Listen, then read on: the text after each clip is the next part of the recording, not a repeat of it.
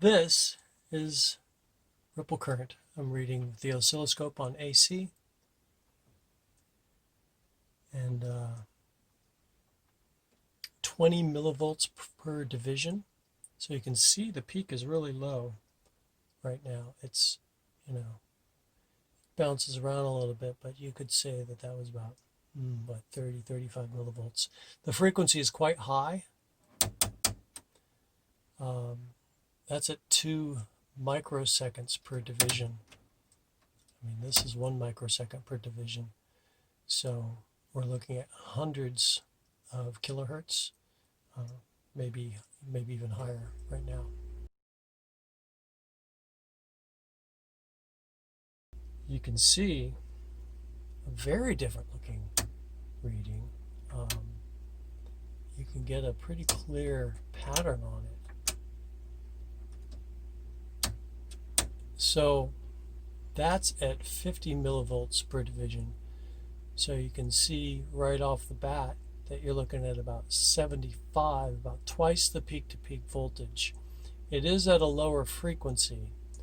So what's really going on, I guess, or what it seems like, is that the capacitor is changing the peak-to-peak of this AC ripple. It's reducing it, and it's lowering the frequency dramatically. Yeah, definitely. So now I got to see if I can figure out how to insert it correctly into the final circuit modification, make sure everything's okay. I've replaced a capacitor with a low ESR version.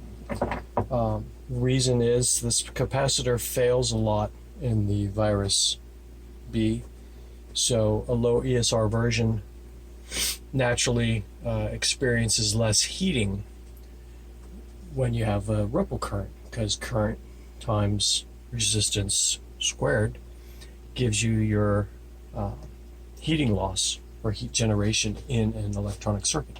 So low ESR will give less heating. I also put in an extra capacitor between the legs of the low ESR capacitor to act as a additional filter for very high frequency signals that get in the way of this particular model, this particular synth. These are all tips I got from somebody on Facebook about getting to the actual root cause of why this capacitor fails. So this is, a longer term repair. So let's see if I've done anything. I'm going to set it to the similar settings that I used before for comparison's sake. 2 microseconds, 50 millivolts.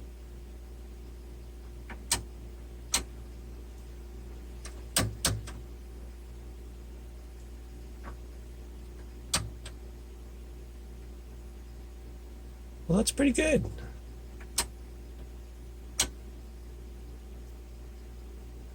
That is the AC ripple being measured right now across this capacitor. So what do we got here? If we measure it better, it's about 50 millivolts. Previously it was 75. This might even be a little less than 50. The frequency has changed, and actually the shape of it. There was a very distinct pattern where this is strictly a sinusoid. If you look at the previous images, there was a really unusual pattern in it, and that pattern apparently can be bad for the DSP, and that was the whole motivation. Actually, I should have mentioned that earlier. It's not just about replacing the capacitor with a better, longer lasting capacitor.